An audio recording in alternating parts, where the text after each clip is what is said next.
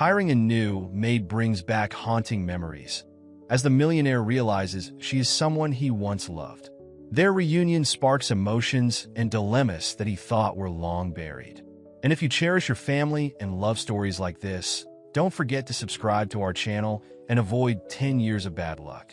The morning sun streamed through floor-to-ceiling windows of Ryan Williams's Upper East Side penthouse, illuminating an expansive living room filled with designer furniture and expensive art pieces.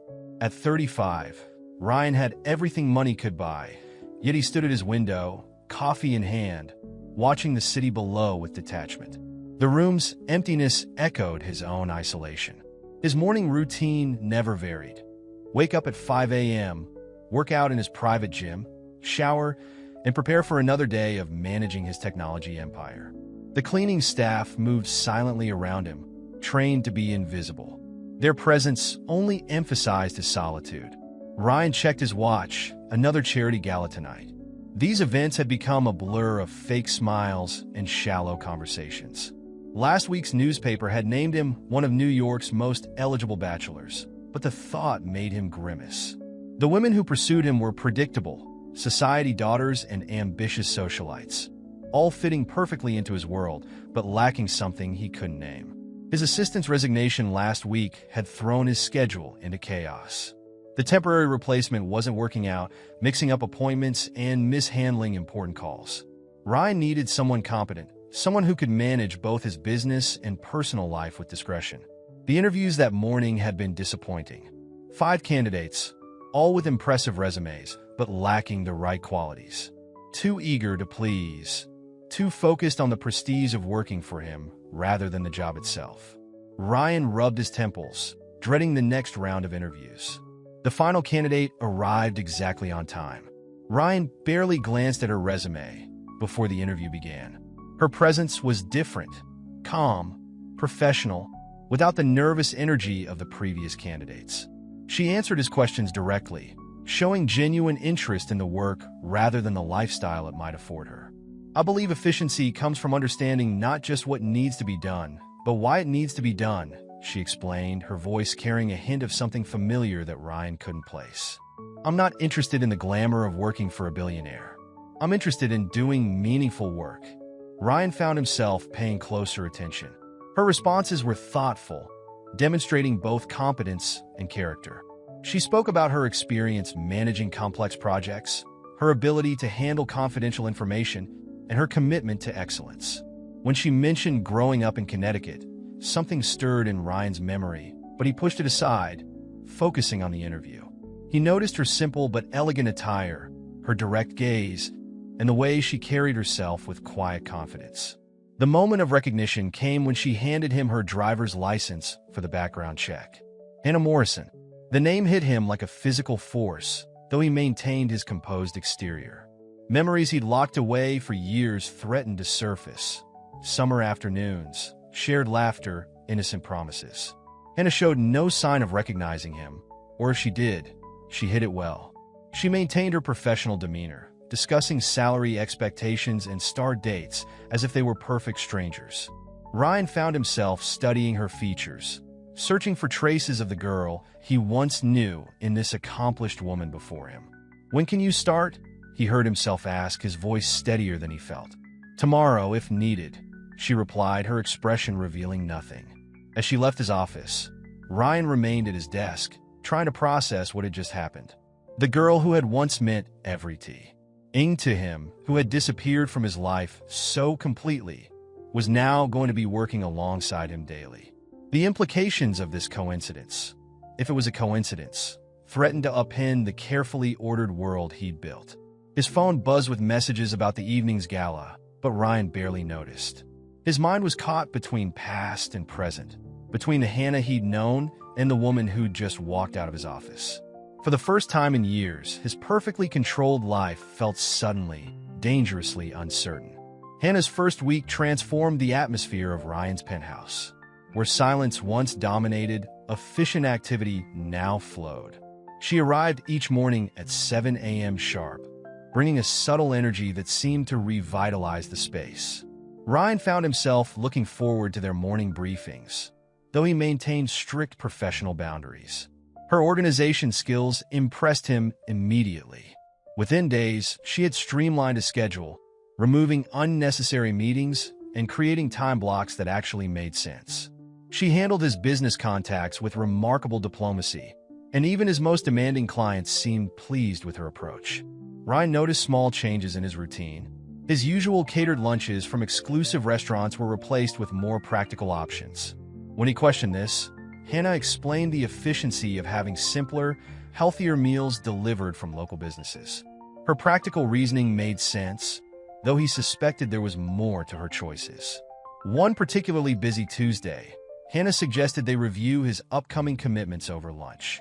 Instead of ordering in, she recommended a small deli 2 blocks away.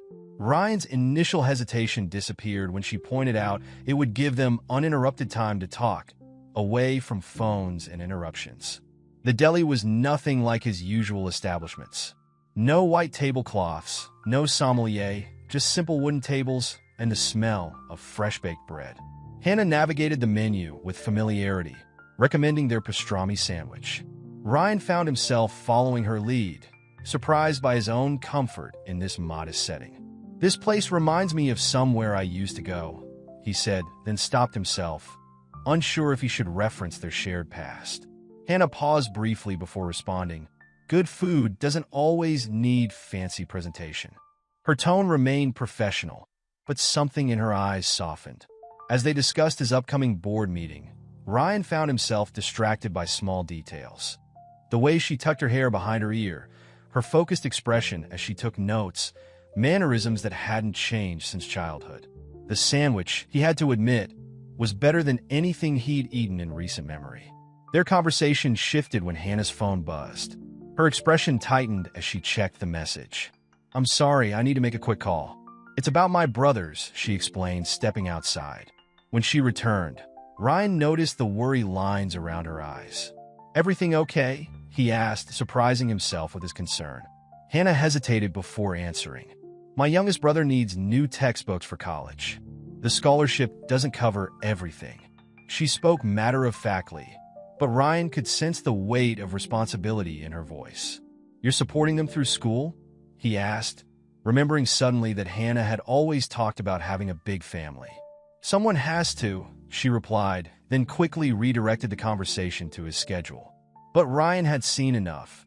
The contrast between his world of excess and her world of careful budgeting and responsibility was stark. As they walked back to the office, Ryan found himself hyper-aware of their differences. Hannah's clothes, while professional, were clearly chosen for durability rather than designer labels. Her lunch choice wasn't just about efficiency. It was about practicality and budget. In his office later that day, Ryan caught himself watching Hannah through the glass partition as she efficiently managed his affairs. She was different from everyone else in his world. Genuine, unpretentious, focused on what mattered rather than what impressed. The attraction he felt wasn't just about their shared past or her beauty. It was about who she was now. The day ended with Hannah presenting him with a reorganized contact list and an optimized schedule for the next month. As she explained her systems, Ryan realized he'd been more engaged and productive today than he had been in months. Hannah's presence was changing things, changing him, in ways he hadn't expected and wasn't sure he was ready to acknowledge. The weekend street fair wasn't Ryan's typical scene, but Hannah had convinced him it was important to understand the local community where his company was expanding. The sun was bright, the air filled with the scent of food vendors and the sound of live music. Ryan felt oddly exposed without his usual business attire, dressed in jeans and a simple button-down shirt at Hannah's suggestion. "You can't properly experience a street fair in a three-piece suit," she had said, and he had to admit she was right. Walking among the crowds, nobody recognized him as the billionaire CEO. It was surprisingly refreshing. Hannah navigated the fair with ease, stopping at various stalls, explaining the stories behind local artisans. She knew many vendors by name, greeting them warmly. Ryan watched as she chatted with an elderly woman selling homemade jam, struck by how naturally Hannah moved between his world of corporate boardrooms and this vibrant, everyday scene. "Try this," she said, offering him a piece of fresh empanada from a food truck. The flavor was incredible, nothing like the carefully plated meals he was used to. Hannah smiled at his surprised expression. Sometimes the best things in life aren't found in five-star restaurants. As they walked, Ryan noticed details about Hannah he hadn't allowed himself to see before. The way her eyes crinkled when she laughed, her genuine interest in people's stories, the slight accent that emerged when she was excited. All remnants of the girl he'd known, now part of this accomplished woman. Later that evening, they ended up on his penthouse terrace. The city lights sparkled below, but the atmosphere felt different from his usual business entertaining. Hannah sat in one of the lounge chairs, looking out at the view. "I never thought I'd be sitting here," she said quietly. "Life takes strange turns. You want to talk about it?" Ryan asked, sensing she had more to say. Hannah was quiet for a moment. "After you left Connecticut, things got tough. Dad lost his job at the factory, Mom got sick. I was the oldest, so I had to step up, started working after school, then put college on hold to help with the bills." Ryan listened, feeling a mix of guilt and admiration. While he'd been attending private schools and building his empire, Hannah had been fighting to keep her family afloat. "I did eventually finish college, night classes, weekend courses, whatever I could manage while working full-time. My brothers were young. They needed stability. Someone had to make sure they had opportunities." "That must have been difficult," Ryan said, thinking of his own privileged path. "It was what needed to be done," Hannah replied simply. "But it taught me what really matters. Success isn't just about money or status. It's about the impact you have on others." The silence that followed was heavy with unspoken words. Ryan felt the weight of their different paths, the years that had separated them. He thought about their childhood friendship, the simple happiness they'd shared before social class, and family expectations had torn them apart. "Hannah," he started, feeling compelled to explain his own past. "About what happened when I left. It was a long time ago," she interrupted, but her voice held a note of tension. "No, Ine, I had to tell you this," Ryan insisted. "My father," a sudden call from his security team interrupted them. An urgent business matter required his attention. As he dealt with the situation, Ryan could feel the moments slipping away. Hannah excused herself, citing the late hour, leaving him with the weight of unspoken explanations. Watching her leave, Ryan realized how much he wanted to tell her everything.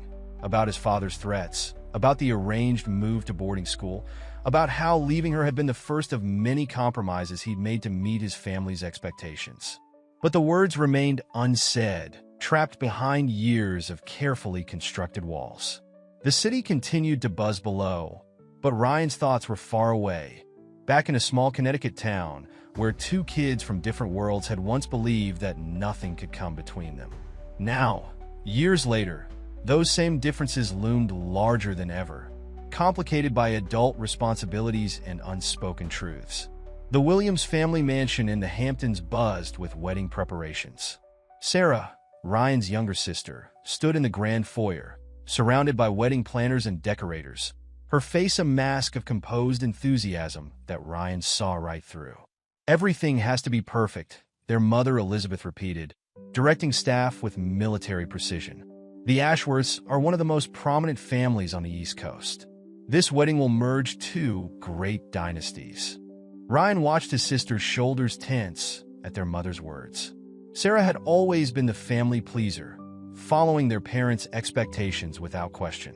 Her engagement to Thomas Ashworth III had been celebrated as a perfect match in their social circle. But Ryan noticed how his sister's smile never quite reached her eyes anymore. During a brief moment alone in the library, Sarah turned to Ryan. "How do you do it?" she asked, fidgeting with her diamond engagement ring. "How do you handle all the pressure?" "What do you mean?" Ryan kept his tone neutral, though he sensed where this was heading. "You've changed lately. You seem lighter somehow. More like the brother I remember from when we were kids." Sarah studied him carefully. "It's that new assistant of yours, isn't it, Hannah?" Ryan maintained his poker face, but Sarah had always been able to read him. "This isn't about Hannah. This is about your wedding." "Don't deflect," Sarah pressed. "I've seen how you are around her. You smile more. You actually laughed at last week's family dinner. You never laugh at those anymore." The family dinner she referenced had been different. Hannah had been there, officially to coordinate some business matters, but her presence had changed the entire dynamic. She'd handled their mother's subtle condescension with grace, and their father's probing questions about her background with dignified honesty. "Thomas wants to move to London after the wedding," Sarah suddenly announced. "He says it's for business, but I think he just wants to separate me from my photography career here." Ryan frowned. Sarah's photography had been gaining recognition in New York galleries, though their parents dismissed it as a hobby. "What do you want to do?" "What do you want?" Sarah laughed bitterly.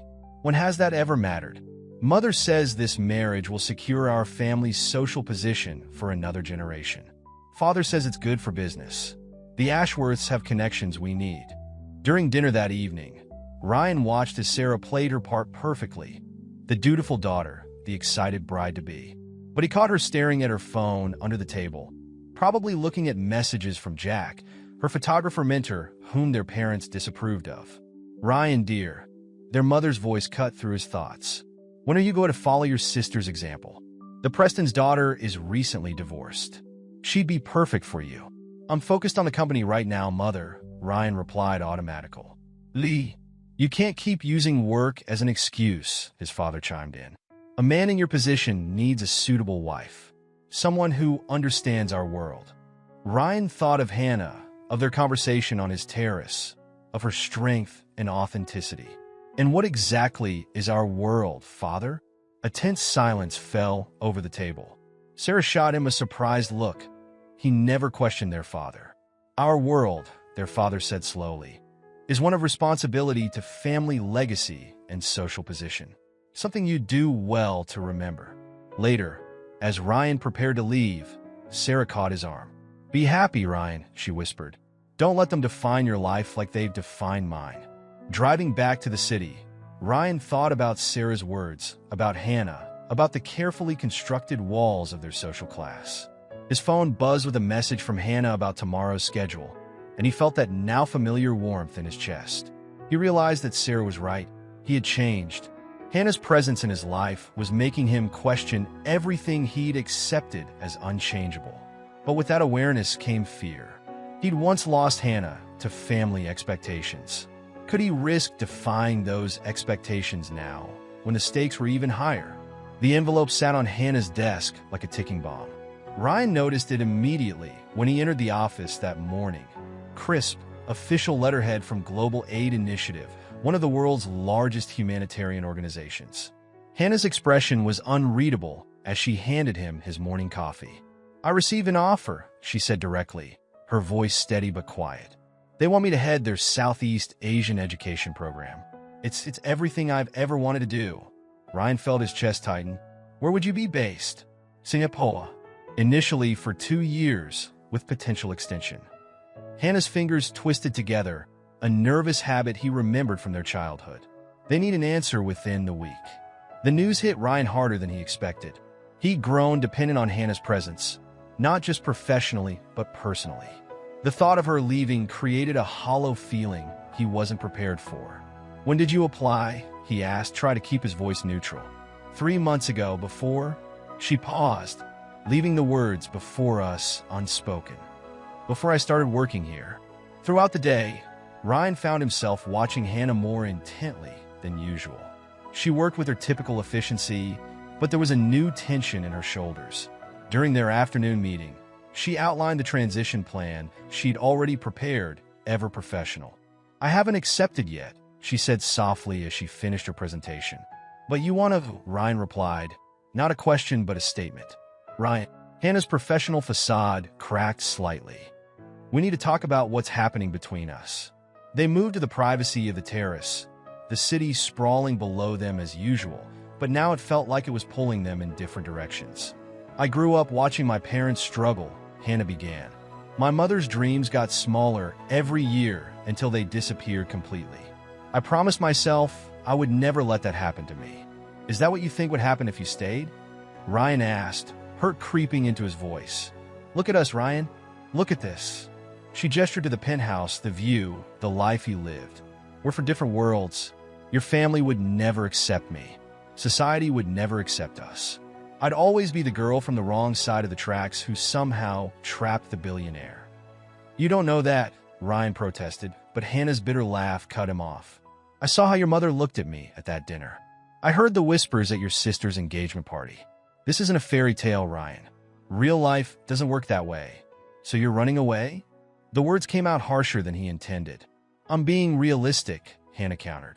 This job, it's a chance to make a real difference, to help children who deserve better opportunities, just like my brothers did. Ryan stepped closer to her. And what about us? Is there even in US, Ryan? Hannah's voice trembled slightly. We've been dancing around this for weeks. You can't even acknowledge what's happening between us to your family. The truth of her words stung. He had kept their growing connection hidden, worried about complications, about his family's reaction, about the business implications. I care about you, he said finally. Sometimes caring isn't enough. Hannah's eyes glistened. Sometimes we have to choose between what we want and what we need. The silence that followed was deafening. Below them, New York continued its endless rhythm, oblivious to the drama unfolding above. Ryan wanted to tell her she was wrong, that they could make it work, that he would stand up to his family, to society, to anyone who questioned them. But the words stuck in his throat, years of conditioning holding them back. I need time to think, Hannah said finally, gathering herself. And you need to decide what you really want, Ryan. Not what your family wants, not what society expects. What you want. She left him standing on the terrace.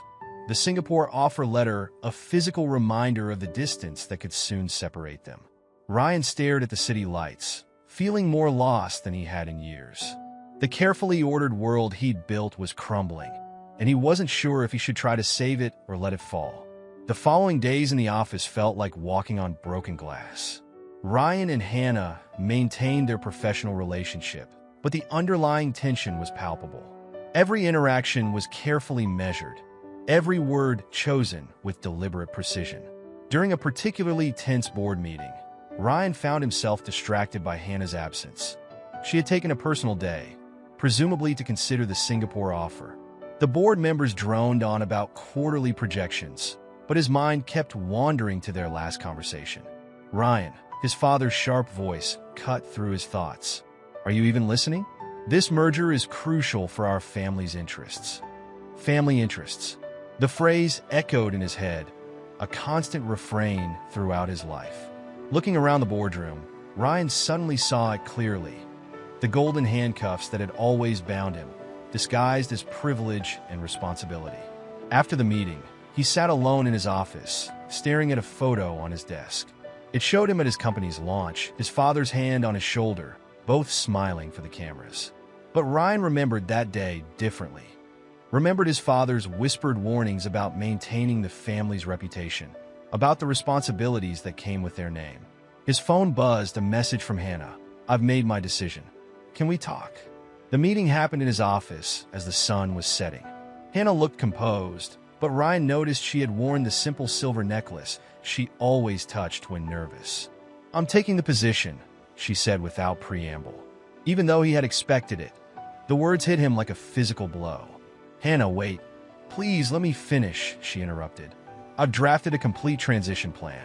I'll stay for 2 weeks to train my replacement. Everything will be organized before I leave. This isn't about the job, Ryan said, standing up. This is about us. Is it? Hannah's voice cracked slightly. Because from where I stand, there isn't an US. There's you in your world, and me in mine, and we've been pretending the gap between them isn't there. I can change things, Ryan insisted, but even to his ears, the words sounded hollow. Can you? Hannah challenged. Are you ready to tell your family about us? To face the society pages calling me a gold digger? To watch your father's disapproval and your mother's thinly veiled insults? Ryan's silence was answer enough. That's what I though. Hannah said softly. You're not ready to fight for us, Ryan. And I'm not willing to hide in the shadows, pretending to be something I'm not. The discussion turned into an argument, their voices rising with emotions too long suppressed. You're running away again, Ryan accused. Just like before. Hannah's laugh was bitter. Is that what you think happened before? Maybe you should ask your father about that. Before he could respond, she turned and walked out, leaving him with questions he wasn't sure he wanted answered. Later that night, alone in his penthouse, Ryan poured himself a drink and watched the city lights blur below. The emptiness of his luxury apartment mocked him. Every surface gleamed with expensive perfection, but none of it meant anything without Hannah's presence to make it feel like home. He thought about calling her, about rushing to her apartment and declaring that he would change everything for her. But the truth was, Hannah was right. He wasn't ready to face the consequences of choosing her over his family's expectations. The weight of his name, his position, his responsibilities, they all held him back like invisible chains. His phone buzzed again, his father, demanding his presence at tomorrow's charity gala. Another obligation, another performance of the perfect son. Ryan stared at the message, feeling trapped in a life he had never really chosen for himself. The city continued its endless dance below, indifferent to his turmoil. Somewhere out there, Hannah was probably preparing for her new life, one that would take her thousands of miles away from him. And here he sat, in his golden cage, too afraid to break free. The rain pounded against Ryan's office windows as he stared at Hannah's resignation letter. Her last day was tomorrow, and her flight to Singapore was scheduled for the following morning. The clock on his desk seemed to mock him, counting down the minutes until he lost her again. Something his sister Sarah had said kept echoing in his mind. Sometimes the biggest regrets come from the chances we were too afraid to take. She had called off her wedding to Thomas Ashworth III that morning, causing a scandal in their social circles. But Ryan had never seen her smile so genuinely. Standing up abruptly, Ryan grabbed his coat. His security team scrambled to follow as he headed for the elevator. "Sir, you have the Thompson meeting in 20 minutes, his temporary assistant called after him. "Cancel everything," he replied, already dialing his driver. Then he paused, looking at the sleek company car waiting outside. No, this wasn't about William Industries CEO today. This was about Ryan, just Ryan. He dismissed his security and driver, stepping out into the rain. The subway station felt foreign. He couldn't remember the last time he'd taken public transportation. Checking his phone, he found Hannah's address in the employee records. His hands shook as he typed out a message. "Don't leave. Not yet. Please." The response came quickly. "Ryan, we've been through this." He boarded the train, ignoring the curious looks from other passengers at his expensive suit. His mind raced with all the things he needed to say, all the truths he'd kept hidden. When he reached her neighborhood in Queens, the rain had become a downpour.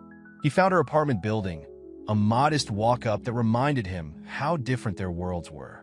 But for the first time, that difference didn't feel like a barrier. It felt like proof of Hannah's strength, her authenticity. She wasn't home. Her neighbor, an elderly woman, recognized him from the papers. "Hannah's at the storage unit, clearing out her things before the move," she offered, giving him directions to the facility. The storage facility was closing when he arrived, soaked to the skin. Hannah stood under the awning, organizing boxes. She froze when she saw him. "What are you doing here?" she asked, her voice barely audible over the rain. "I know why you left Con." "Neck to cut," Ryan said, water dripping from his hair. "My father threatened your family's livelihood. He told you that if you didn't end things with me, he'd make sure your father never worked in the state again." Hannah's sharp intake of breath confirmed what he discovered in his father's old files the night before. "You didn't leave me," he continued, stepping closer. "You sacrificed what we had to protect your family. And now you're doing it again, running to Singapore because you think you don't belong in my world." "Ryan, no, let me finish. I've spent my entire life living up to expectations, being the perfect son, the perfect CEO, maintaining the perfect image. But none of it means anything without you. I don't want perfect. I want real. I want you." The rain continued to fall between them, but neither moved. "Your family," Hannah started. "Sarah called off her wedding this morning," Ryan interrupted. "She's moving to Paris to pursue photography. She taught me something important. We can't live our lives for other people, even family." "It's not that simple," Hannah protested, but he could see her resolve wavering. "It is that simple. I love you, Hannah. I loved you when we were kids, and I love you now. Everything else, the money, the status, the family name, it's all just noise." Before Hannah could respond, Ryan's phone rang. The screen showed his sister's name, her timing as terrible as ever. Sarah's panicked voice cut through the rain-soaked moment. Ryan, everything's falling apart. The press, they're saying Thomas was involved in insider trading. Dad knew about it. There are federal investigators at the house. Ryan's world tilted. He met Hannah's concerned gaze as he listened to his sister's frantic explanation. The Ashworth scandal wasn't just about a canceled society wedding anymore. It was about fraud, corruption, and his family's possible involvement. They're saying Dad used information from Thomas to make trades, Sarah continued, her voice breaking. The FBI is seizing documents. Mom's having a breakdown. I don't know what to do. Hannah stepped closer, close enough to hear Sarah's words. Without hesitation, she took Ryan's free hand, squeezing it supportively. "Where are you?" Ryan asked Sarah. "At the Hampton house. Mom's locked herself in the study, and Dad's lawyers are telling him not to talk to anyone, even family." "Ryan, I'm scared." "I'm coming," he said, then looked at Hannah, torn between his sister's crisis and this crucial moment with her. Hannah made the decision for him. "I'll drive," she said firmly, pulling out her car keys. "Your sister needs you." The drive to the Hamptons was tense. Rain pelted Hannah's modest sedan as she navigated through traffic. Ryan made calls, trying to understand the extent of the scandal. According to his contacts, Thomas Ashworth had been running a sophisticated insider trading scheme for years. The evidence suggested William Williams, Ryan's father, had been a willing participant. "This could destroy everything," Ryan said quietly. "The company, our reputation, the company is more than just your father," Hannah replied, her eyes on the road. "You've built something real there, Ryan. Something honest." They arrived at the Hampton estate to find it surrounded by news vans. Hannah smoothly turned down a service road she remembered from catering jobs in college, avoiding the media circus. Sarah met them at the kitchen entrance, her eyes red from crying. She stopped short when she saw Hannah, then surprised them both by hugging her. "Thank God you're here," Sarah said to them both. "Dad's barricaded himself in his office with his lawyers, and Mom's having hysterics about the social fallout. The FBI wants to interview everyone who might have known about the trading." Ryan straightened his shoulders, slipping into crisis management mode. "First, we need to separate the company from Dad's personal actions. Hannah, can you? I'll start drafting a press stat." "It meant," she finished his thought. "We'll need to emphasize the company's compliance procedures and your commitment to transparency." For the next few hours, they worked as a team. Hannah coordinated with the PR team, while Ryan dealt with the board members, and Sarah managed their mother. Her practical approach and clear thinking helped cut through the chaos. "Why are you helping us?" Sarah asked Hannah during a quiet moment. "After everything our family did to you."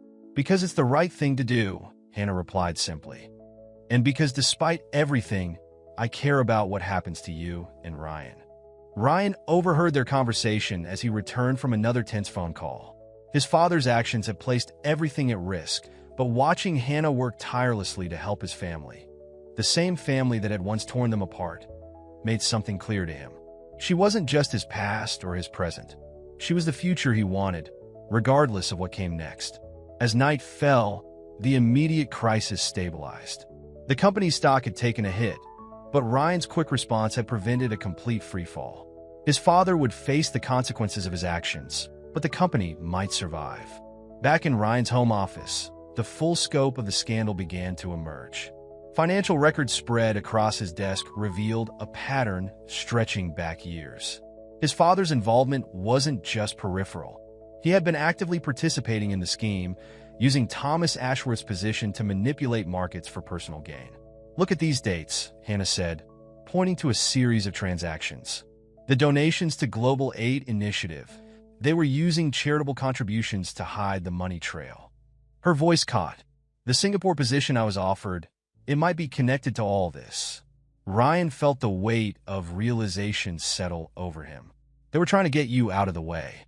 Someone must have noticed we were getting closer." Sarah, who had been quietly reviewing documents, spoke up. "Thomas told me once that Dad suggested hiring Hannah. Said it would be strategic. I didn't understand what he meant then. The pieces were falling into place." Ryan's father hadn't just tried to separate them in their youth. He was still manipulating their lives, using Hannah's dedication to charitable work against her. "All these years," Ryan said, his voice tight with anger, "he's been controlling everything. our lives, our choices, even our feelings. Hannah sat down heavily, her professional composure cracking. The children who would have benefited from those programs, they were just pawns in this scheme. Sarah moved to the window, watching the media van still camped outside the building. We were all pawns. My wedding, Ryan's company, Hannah's career. Dad saw us all as pieces to move around for his benefit. Ryan stood suddenly, his decision crystallizing. No more. We end this now. He picked up his phone, dialing the lead FBI investigator's number. Hannah and Sarah watched as he spoke, his voice steady. I have information about William Williams' involvement in the Ashworth trading scheme. I'll cooperate fully with your investigation. After hanging up, he turned to Hannah. I understand if this changes things. My family name is about to become toxic. The company will take a hit. Everything I have might be at risk. Hannah stood, moving to face him. Do you really think I care about any of that? The Ryan I fell in love with isn't defined by his bank account or his family name. Sarah cleared her throat. I should check on Mom. She paused at the door. Hannah, thank you for helping us see the truth. Left alone, Ryan and Hannah stood in the growing darkness of the office. The city lights blinked on outside, creating a soft glow around them. The Singapore position, Hannah said quietly. I was so proud when I got it. Now I know it was just another manipulation. Ryan took her hand. You got it because you're brilliant at what you do. They might have had ulterior motives, but your qualifications are real. What happens now? She asked. Now we stop letting others write our story. Ryan's voice was firm. My father's actions will have consequences, but there is consequences to bear. The company can be rebuilt, this time on honest foundations. Hannah's phone buzzed, the Global Aid Initiative requesting her final decision about Singapore. She stared at the message, then slowly put the phone down without responding. I think, she said carefully, there's important work to be done right here. The weight of the scandal still loomed, but as they stood together in that office, something had shifted. The barriers between their worlds hadn't disappeared, but they no longer seemed insurmountable. 2 weeks after the scandal broke, Ryan stood in his father's old office, now stripped of personal belongings. The FBI investigation was ongoing, but William Williams had already agreed to step down from all company positions. The morning papers carried headlines about his expected indictment. Ryan had spent the night drafting a new company mission statement with Hannah. Between corporate crisis management and family drama, they had barely slept, yet something felt different, clearer, more purposeful. Mr. Williams, his assistant interrupted, your father is here. William Williams entered the office, looking older than Ryan had ever seen him.